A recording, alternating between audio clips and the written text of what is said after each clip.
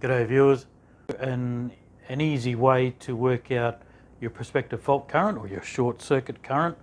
This is good for everyone who works on a board that is near a transformer.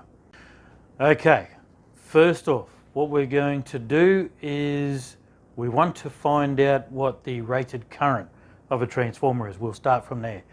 If you're working on a board that the other side of the wall has got a transformer, let's say very average size, 500 kVA. So let's say we've got our transformer, it's an 11 to 415 and it's a 500 kVA. That feeds directly into a switchboard. And let's say this board has 10 kA breakers in it. So we've got 10 kA. Did it have a 500 kVA installed when the board was installed? Quite often, like I'd get a call, they'd want to, let's say, 300 kVA. They're a dime a dozen, you can buy them off the shelf. That wouldn't come across very often, a call like that, but I've had them. And let's say, well, look, there's a 500 kVA somewhere, and so you can install that, and they'll take the 500 kVA. Never have I had anyone concerned about the size of the transformer being too big. It's always been, can it handle the load? If they can get their hands on a cheap 500 kVA instead of having to install a 300 kVA, they'll take it. We don't know if this has been, the equipment's been chosen correctly. So if you're going to work on this board, a very quick calculation you can even do in your head. We want to find out what the fault is going to be if it happens on this board, which is a 415 side. Okay, our formula.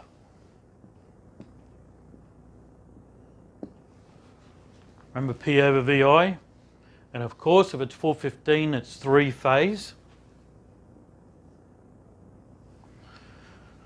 Okay, P over VI times the square root of 3. What we want is the current. So we've got 500 kVA, we divide that by 415, and because it's three phase, we multiply that by the square root of 3. Okay. I really should have told you to take your calculators out before we started this. So if you've got your phone, grab your calculator on your phone and work that out. If you're having trouble with the square root of 3, then remember that square root of 3, 1.732. So 415 times 1.732. And if you're having issues with brackets and such like that as well, then you can do 415 times 1.732 first. So that'll actually give you 719. And so 500,000 divided by 719, what does that get you? 500,000 divided by 719, around 695 amps. Whoa, 695.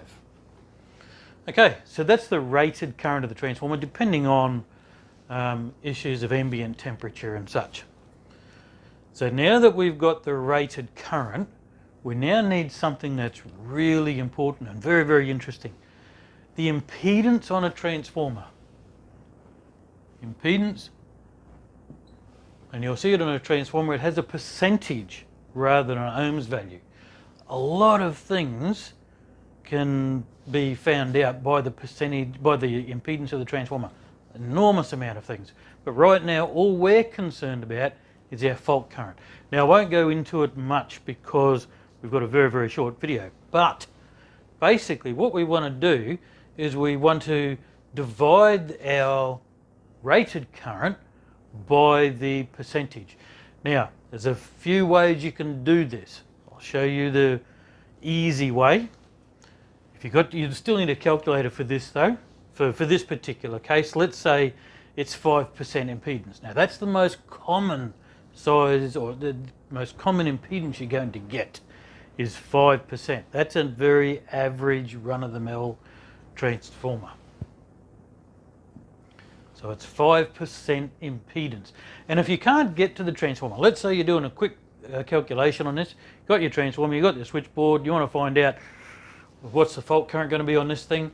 Especially being a 500 kVA, they are not going to spend much money on making it a higher efficient transformer.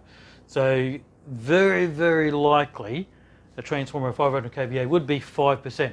Might be higher because it'd be even cheaper then. But certainly if you work on 5%, you'll be pretty well in the clear if you cannot get to the nameplate of the transformer.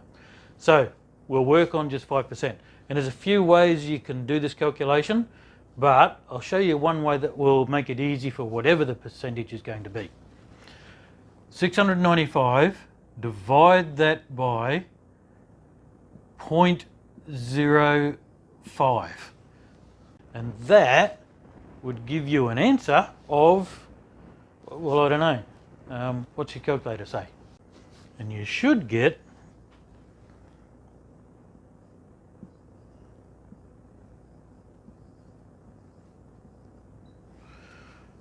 around 13,900 amps. So basically 14 kA.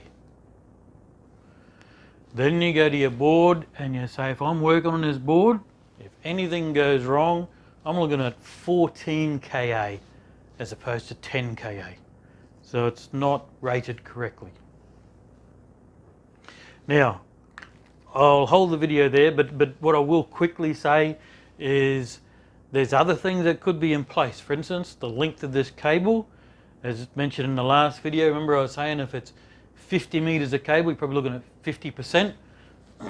So 500 kVA, the size of cable that would be attached to it and such like that, you could pretty well say that if it's 50 meters away, you're probably only looking at about 7 kA for that.